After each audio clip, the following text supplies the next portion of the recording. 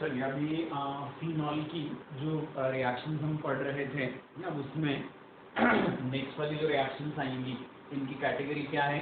Reactions of salts of phenol. ठीक है, phenol की रिएक्शंस में नेक्स्ट वाली जो कैटेगरी है वो कौन सी है? फिनॉल के सॉल्ट्स की रिएक्शंस हैं। ठीक, तो अब जैसे कौन सी चीज़ हुई, फिनॉल का NaOH के साथ रिएक्शन, ये हमने देख लिया था।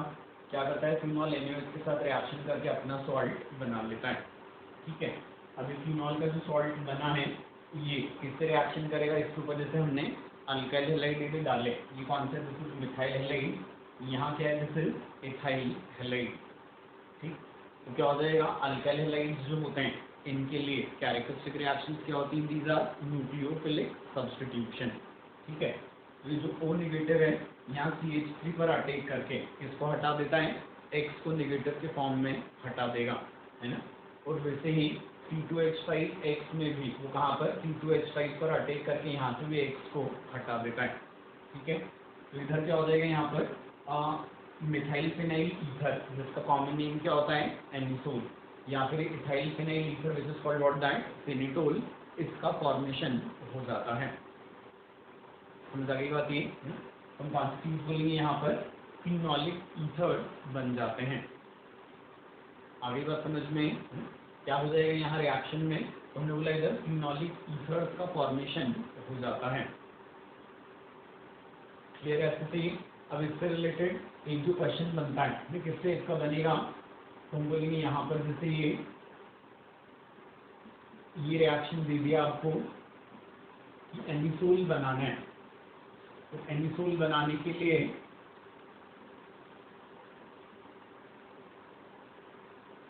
इसको हमने बोल दिया पास 2 है ये, और ये एनिसोल बनाने के लिए क्या था? पास 1 है ना। हमसे क्वेश्चन क्या पूछा है कि एनिसोल हम इस तरीके से बना रहे हैं, और एक बार एनिसोल हमने इस तरीके से बनाया, इसको पास 1 बोला है और इसको पास 2 बोला है। ठीक है, तो एनिसोल बनाने के लिए कौन सा pass will be better, whether it is pass 1 और इट इज पास 2? ठीक है, ये क्वेश्चन है। तो अब इसमें कौन सी चीज़ हमको देखने को मिलेगी कि पास 2 में रिएक्शन अपन किसके ऊपर करवा रहे हैं? That is over aryl halide. तो अराइल हैलाइड पर जब रिएक्शन होगी तो यहाँ पर कार्बन हाइड्रोजन बॉन्ड कैसा है? पार्शियल डबल है। आ रहा है ना समझ में? है ना? क्या बोल रहे हैं अपन? जो सेकेंड वाला पास है, इस सेकेंड वाले पास में रिएक्शन कैसे होगी? तो हम बोलेंगे अराइल हैलाइड पर न्यूक्लियोफिलिक सब्स्टिट्यूशन है, और अराइल हैलाइड्स में क्या होता है? Carbon hydrogen bond partial double होता है, जिस वजह से उसको तोड़ना मुश्किल पड़ता है। आ रही ना बात समझ में? और ऐसा यदि होगा तो इसका मतलब क्या होगा? तो हम बोलेंगे इसका मतलब ये होगा कि जो पास 2 है इसके थ्रू एनिसोल मिलना मुश्किल पड़ेगा, है ना, क्योंकि यहाँ पर रिएक्शन को carbon hydrogen partial double bond तोड़कर करवाना पड़ रहा था। ठीक है, पास 1 में हमने क्या लिया है? Phenoxide ion as a nucleophile लिया है, तो रिएक्शन में हम ये वाला बॉन्ड तोड़वा ही नहीं रहे। ठीक है, यहाँ तो क्या हो रहा है? कार्बन हाइड्रोजन बॉन्ड जो टूट रहा है वो अल्काइल हैलाइड का टूट रहा है, जो बॉन्ड कैसा है? सिंगल है। समझ आ रही ना बात? ये पास 1 में रिएक्शन में फिनोक्साइड आयन न्यूक्लियोफाइल है, और कार्बन हाइड्रोजन बॉन्ड किसका टूट रहा है? अल्काइल हैलाइड का, जो सिंगल होने की वजह से काफी ज्यादा आसानी से टूट जाएगा। आई ना समझ में? तो एनिसोल बनाने के लिए हम क्या बोलेंगे? पास 1 इज बेटर देन पास 2। आगे की बात समझ में? क्या बोले हमने? एनिसोल बनाने के लिए पास 1 बेटर रहेगा, तो पास 2 अच्छा पास नहीं होगा। क्लियर है अच्छे से ये?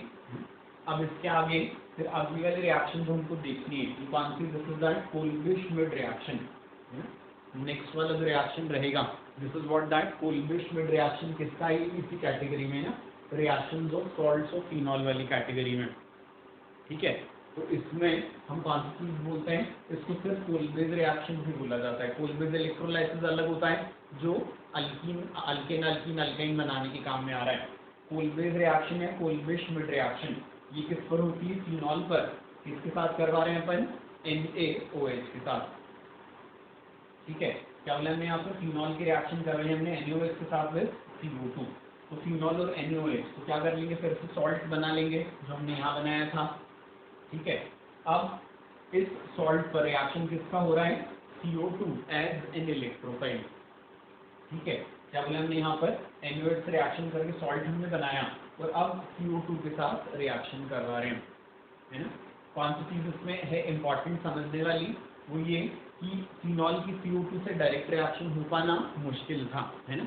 क्या वजह थी इसकी, हमने बोला CO2 जो होता है ये क्या होता है, एक वीक इलेक्ट्रोफाइल होगा, क्योंकि एक न्यूट्रल मॉलिक्यूल है और स्टेबल मॉलिक्यूल है, तो CO2 एक वीक इलेक्ट्रोफाइल है। तो फिनॉल की रिंग हालांकि एक्टिवेटेड थी बट इतनी ज़्यादा नहीं कि CO2 जैसे वीक इलेक्ट्रोफाइल के साथ भी रिएक्शन कर ली थी। समझ आ रही है बात ये। तो हमने क्या किया, फिनॉल को बदला उसके सॉल्ट में, जिससे वो किस में कन्वर्ट हो गया, O नेगेटिव में। और O नेगेटिव क्या होता है, even a much better activator than OH। आए ना समझ में। तो इसलिए ये रिएक्शन सॉल्ट और फिनॉल पर हो सकती है, फिनॉल पर नहीं हो सकती। क्लियर है यहाँ पर अच्छे से। अब क्या होगा, हम बोलेंगे जो O नेगेटिव है ये रेजोनेंस से क्या करता है, यहाँ पर नेगेटिव चार्ज ले आता है, ठीक है। इस नेगेटिव ने कहाँ अटैक किया, तो हमने बोला CO2 पर अटैक करता है। क्या हो जाएगा, यहाँ हम बोलेंगे CO2 नेगेटिव कार्बन पर अटैक करेगा। क्या हो जाएगा, यहाँ पे C डबल बॉन्ड ऊपर इलेक्ट्रोमेरिक शिफ्ट हो जाती है, तो इससे क्या बन गया यहाँ पर COO नेगेटिव। आए ना समझ में। क्या बोल रहे हैं अपन, रिएक्शन फिनॉल पर नहीं हो सकती थी, किस पर ही हो सकती है, सॉल्ट ऑफ फिनॉल, क्योंकि जो इलेक्ट्रोफाइल है वो काफ़ी वीक है, तो फिनॉल की एक्टिवेटेड रिंग पर भी उसका अटैक नहीं होता। दैट रिक्वायर्स फर्दर एक्टिवेशन, जो हमने कैसे करवाया, फिनॉल को उसके सॉल्ट में बदल कर करवाया, ठीक है। अब फिनॉल उसके सॉल्ट में बदला, CO2 ने एज एन इलेक्ट्रोफाइल अटैक किया उसकी ऑर्थो पोजीशन पर, ठीक है। ये रिएक्शन क्या होती है, कोलिन में ऑर्थो सिलेक्टिव है ना, अभी और भी देखेंगे अपन आगे इसके बारे में। अब इस नेगेटिव ने जब CO2 पर अटैक किया तो क्या हो गया, यहाँ पर इलेक्ट्रोमेरिक शिफ्ट से O के ऊपर नेगेटिव चार्ज आ गया। समझ आ गया इतना।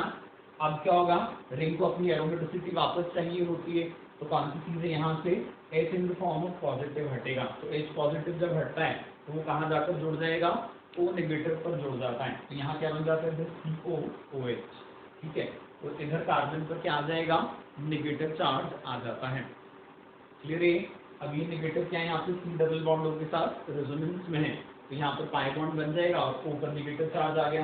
बेंजीन को क्या मिल गई, उसकी एरोमेटिसिटी फिर से मिल गई। समझ आ गई बात ये, है ना। कौन सी चीज हो जाएगी इसके आगे, तो बोलेंगे कार्बोक्सिलिक एसिड अपना H O नेगेटिव को दे देगा, क्योंकि कार्बोक्सिलिक एसिड जो होता है फिनॉल से ज्यादा स्ट्रॉन्ग एसिड होता है, तो हमको क्या मिलेगा यहाँ पर OH और उसकी ऑर्थो पोजीशन पर COO नेगेटिव। समझ आ गई बात ये। क्या मिला हमको, रिएक्शन का product, this is what, salt of salicylic acid. आया ना समझ में। क्या मिल गया हमको यहाँ पर, तो हमको मिल गया salt of salicylic acid. Clear है अच्छे से यहाँ तक, सॉल्ट ऑफ सैलिसाइलिक एसिड हमको मिल जाता है। इस पर H2 पॉजिटिव डाल देंगे तो कन्वर्ट हो जाएगा किसमें, सैलिसाइलिक एसिड में, है ना। हालांकि यहाँ पर हमको सॉल्ट मिलता है बट हमसे यदि कोलिन रिएक्शन का प्रोडक्ट बोलें तो हम उसको सैलिसाइलिक एसिड ही बोलते हैं। समझ आ गई बात ये। तो सिंपल वापस एक बार रिपीट कर रहा हूँ मैं पूरा। फिनॉल पर NaOH heating under pressure, phenol बदला अपने सॉल्ट में, क्यों, रीजन समझ लिया। सॉल्ट ने अटैक किया CO2 पर या CO2 ने अटैक किया सॉल्ट पर, क्या हो गया, इलेक्ट्रोमेरिक शिफ्ट से O पे नेगेटिव चार्ज आया।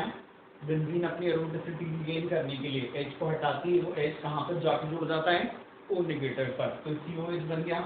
नेगेटिव में रेजोनेंस करके बेंजीन को उसकी एरोमेटिसिटी रीगेन करवा दी।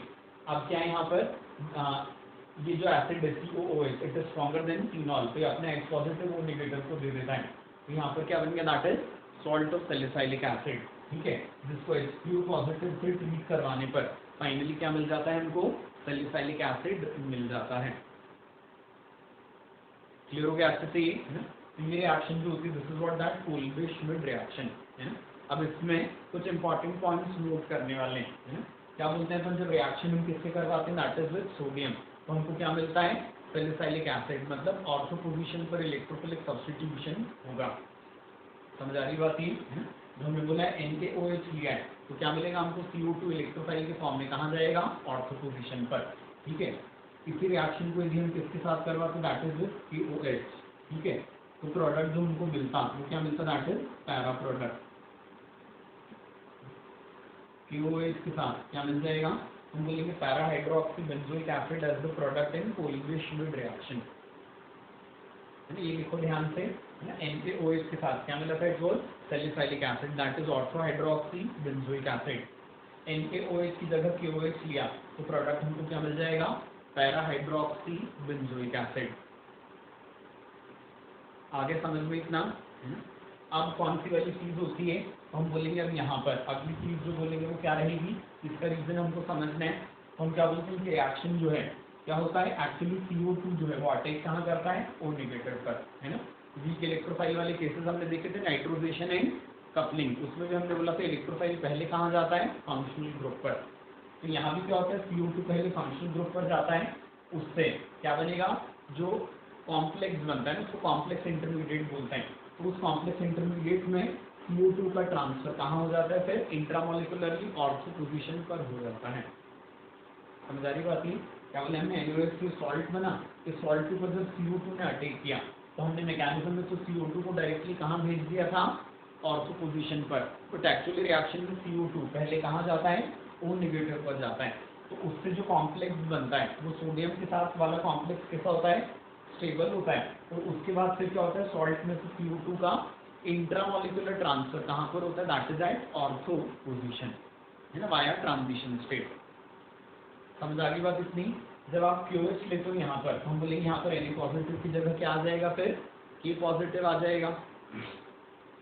आ रहे हैं समझ में, जब NaOH की जगह क्या लिया हमने, यहाँ KOH लिया, तो यहाँ पर क्या बनेगा, पोटेशियम सॉल्ट बनता है, ठीक है। वो जो पोटेशियम सॉल्ट है अब वो क्या करेगा, हम बोलेंगे पोटेशियम सॉल्ट के ऊपर जब CO2 अटैक करने आएगी तो वहाँ पे जो वो बनता है अपना कॉम्प्लेक्स बनता है, इंटरमीडिएट कॉम्प्लेक्स, वो कैसा रहेगा, अनस्टेबल होता है, इसलिए वो नहीं बन पाता। समझ आ रही बात है, और वो नहीं बनता है तो हम क्या होते हैं, वीक इलेक्ट्रोफाइल पे कहाँ जाता है, डायरेक्टली पैरा पोजीशन पर चला जाता है ना।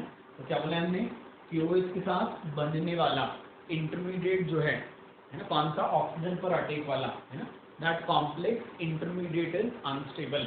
और सोडियम के साथ तो क्या था, स्टेबल था।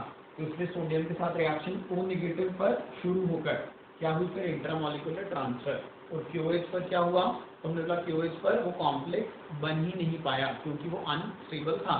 तो KOH पर रिएक्शन डायरेक्टली कहाँ से इनिशिएट हुई थी, बेंजीन पर, पैरा पोजीशन पर। क्लियर हुआ नहीं, तो इसलिए हमने क्या बोला है, NaOH के साथ salicylic acid is the product, ठीक है। और KOH के साथ क्या होगा, हम बोलेंगे para hydroxy benzoic acid is the product in Kolbe Schmitt reaction. Clear हो गया आपसे ये, है ना। तो सॉल्ट्स ऑफ फिनॉल में भी अपने दो रिएक्शंस देखें, एक तो कौन सा, फॉर्मेशन ऑफ फिनोलिक ईथर, और दूसरा कौन सा देखा जाए, कोलिन-श्मिड रिएक्शन और कोलिन रिएक्शन, ठीक है।